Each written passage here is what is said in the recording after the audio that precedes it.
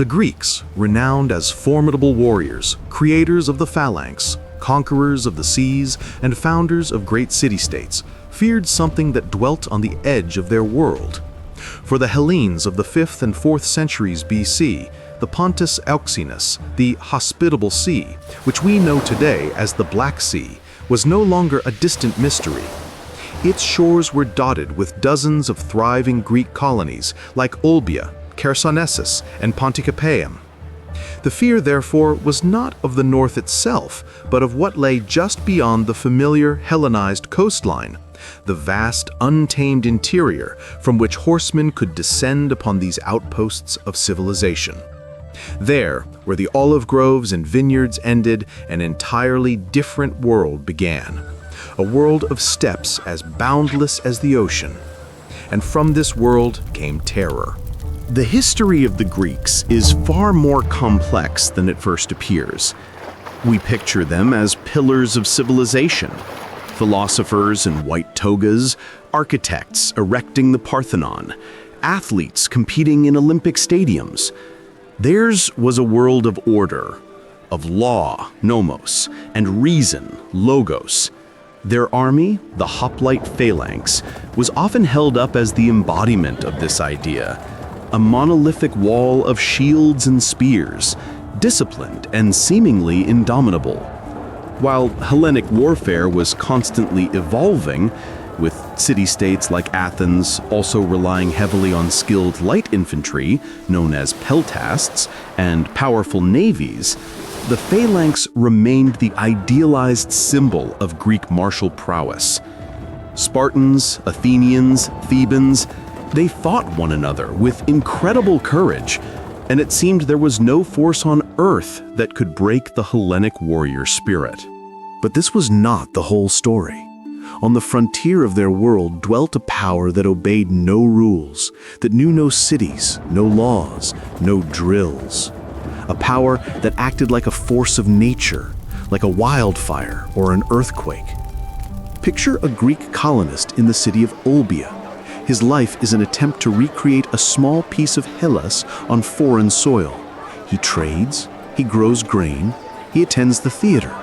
But every evening, as the sun dips below the horizon, he gazes north into the endless steppe, and a chill grips his heart. For he knows that they can come from there. The Greeks called them many names, but most often simply barbarians, though the word in this case conveyed a unique brand of terror.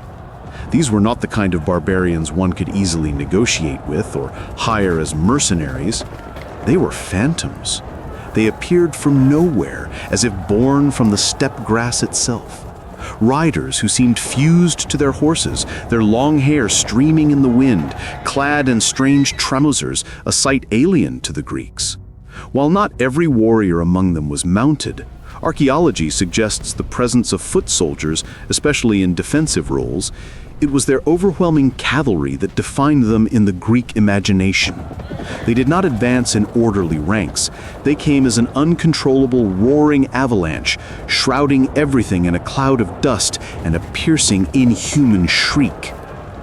Their main weapon was the bow, but this was no ordinary bow. It was a marvel of engineering, a curved, composite instrument of death, meticulously crafted from a laminated combination of wood, often birch or maple, with animal sinew on the back and plates of horn or bone on the belly, all bonded together with a powerful glue derived from fish bladders. This construction allowed it to launch arrows over vast distances with monstrous force. And they fired it at a full gallop, twisting in the saddle to send death backward even in retreat. To a Greek hoplite, this was inconceivable. His world was close combat. His strength was in the line, in protecting the man to his left with his shield.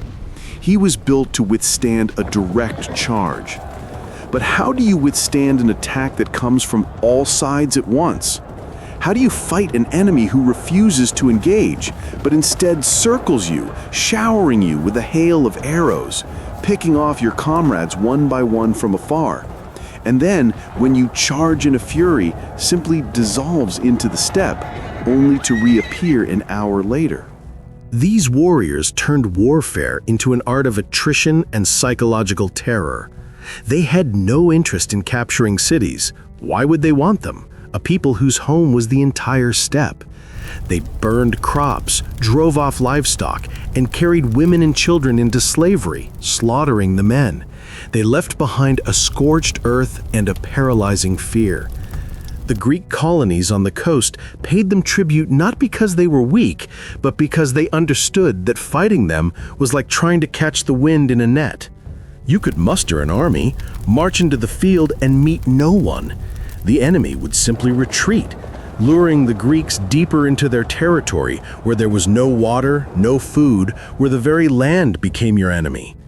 And then, as the exhausted soldiers turned back, from behind every hill, out of every ravine, the shadows would emerge and begin their deadly hunt. This was asymmetric warfare in its purest, most primal form. A war of order against chaos in which chaos all too often prevailed. This people was a living nightmare for the rational Greek mind. They were proof that beyond their cozy, ordered world, something ancient, wild, and incomprehensibly cruel existed. This people, whose name Greek mothers used to frighten unruly children, whose raids made the most fortified city-states of the Black Sea coast tremble, was not a nameless phantom. It had a name, spoken with both respect and horror. This people was called the Scythians. The Scythians were not a single nation in our sense of the word. They were a confederation of nomadic and semi-nomadic Iranian-speaking tribes spread across a gigantic territory that the Greeks called Scythia, from the Danube in the west to the Altai Mountains in the east. Their heartland was the steppes of the North Black Sea region, modern-day southern Ukraine and southern Russia. This land is what created them, an endless sea of grass with no natural cover, where the only way to survive is through constant movement. Their cities were wagons on wheels, their fortresses were herds of horses, their borders were the horizon. The Greek historian Herodotus, the father of history, devoted an entire book of his work to them. He traveled to the frontiers of Scythia, spoke with Greek colonists, and gathered every rumor and fact he could. And what he describes is at once fascinating and blood-chilling. Herodotus, a man of his civilization, viewed the Scythians as absolute barbarians, yet even he could not hide his admiration for their strength. It is from his writings that we know of their most shocking customs. Herodotus reports that a Scythian warrior would drink the blood of the first enemy he killed. While he suggests this may not have been a universal practice, for those who performed it, this was not an act of senseless cruelty, but a sacred ritual, an initiation that confirmed his status. The heads of fallen enemies were the ultimate trophy. They were carefully scalped, and the scalps were dried and used as hand towels, hung from their horses' bridles. The more such trophies a warrior had, the more respect he commanded. Some of the most vaunted warriors, he claims, would stitch these scalps together, fashioning them into gruesome coverings for their quivers, a far cry from the whole cloaks of later, more hyperbolic accounts. But the most macabre custom, the one that stunned the Greek imagination, was the making of cups from skulls. This practice was particularly associated with the elite, the so-called Royal Scythians. A warrior would take the skull of his most hated enemy, carefully saw off the top portion below the eyebrows, clean it, and line it inside and out with hide. The wealthiest would gild it with gold. From these cups they would drink at feasts, commemorating their victories. Imagine the shock of a cultured Hellene for whom the body of the deceased was sacred upon witnessing such a ritual. This was not mere barbarism. In their minds, it was a desecration of human nature itself. Their laws were simple and brutal. The highest values were loyalty to the tribe and the sanctity of an oath sealed with blood. Wine was poured into a large earthenware bowl, after which the parties to the agreement would make small cuts on their skin and let their blood drip into the bowl. Then they would dip their weapons, the Akinake sword, arrows, a battle axe, into the mixture and drink from it. To break such an oath was unthinkable. Their religion was a reflection of their way of life. They built no temples, instead worshiping the forces of nature. Their chief deity was a god of war, to whom they paid homage in a very particular way. In each district, the Scythians would construct an enormous mound of brushwood, and on its flat top, they would plant an ancient iron Akinaki sword as his idol. To him they sacrificed livestock, and, most horrifyingly for the Greeks, prisoners of war. Herodotus gives a chillingly specific proportion: 1 out of every 100 prisoners. While the precise number is debated by modern historians, some argue the text could imply a 10th. The account itself highlights a ritualized practice that horrified the Greeks. But it would be a mistake to see the Scythians as mere savage killers.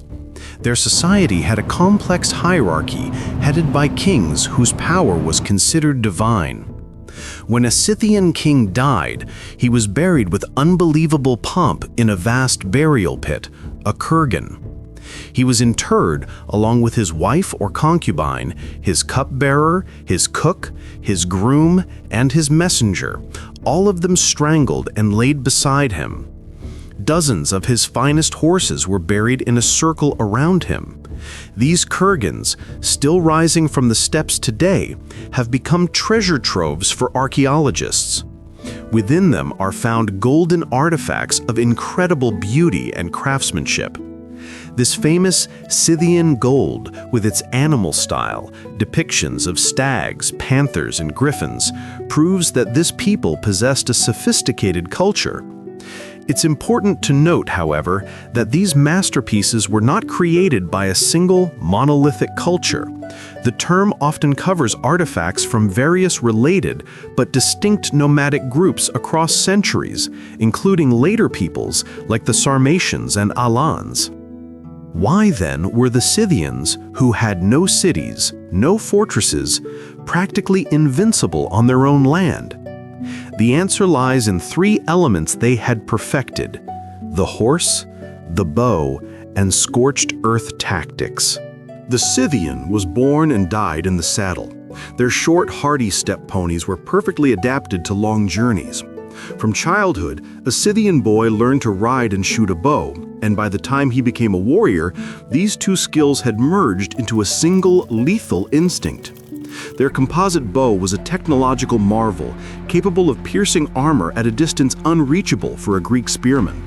Their entire military might was built on ranged combat.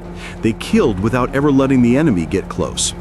But their greatest weapon was their strategy. A classic Scythian engagement went like this.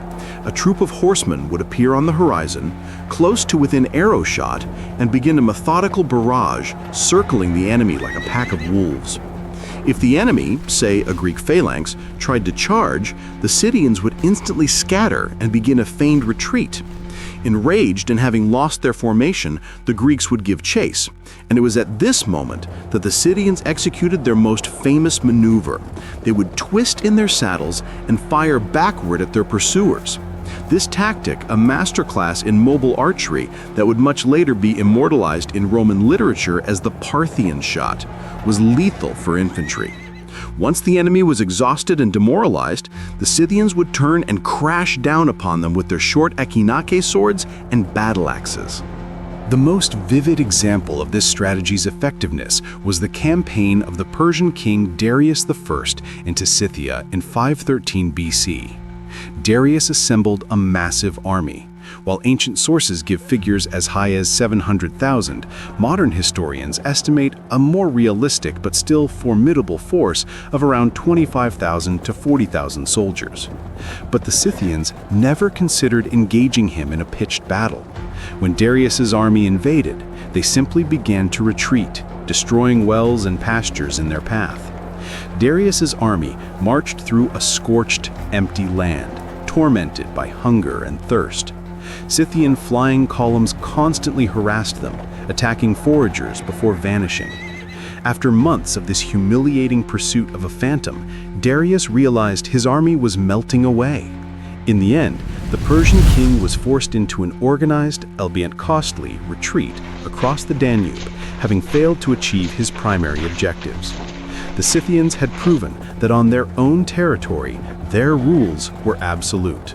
How then did this mighty and fearsome people disappear? The Scythians were not annihilated in a single battle. Their decline was a long, gradual process. One of the main causes was pressure from the east. In the 3rd century BC, new waves of nomads, the Sarmatians, flooded into the Black Sea steppes. They were distant relatives of the Scythians, but with different military tactics. Sarmatian warriors were not initially the fully armored lancers of later fame. Early groups still relied heavily on the bow. However, over time, they increasingly favored the powerful charge of heavy cavalry, armed with long lances known as the kontos. Furthermore, archaeological finds of wealthy female burials containing weapons have led many modern historians to hypothesize that their formidable women warriors may have been the historical basis for the Greek myths of the Amazons. The Sarmatians began to gradually displace and assimilate the Scythians. The Scythian kingdom shrank, and some were forced to adopt a settled way of life in Crimea, with a capital at Scythian Neapolis. But in becoming sedentary, they lost their greatest advantage, mobility. They had transformed from an elusive wind into a fixed target. Their last strongholds in Crimea were ultimately crushed by invasions of the Goths in the 3rd century AD and later by the Huns. This was not an instantaneous annihilation. Pockets of sub-Scythian culture likely persisted for centuries, but their time as a major power was over.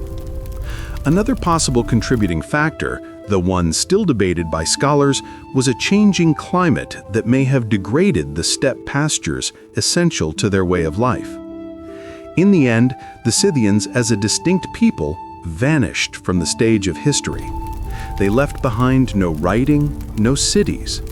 Their legacy was of a different kind. Paleogenetic studies reveal a complex picture.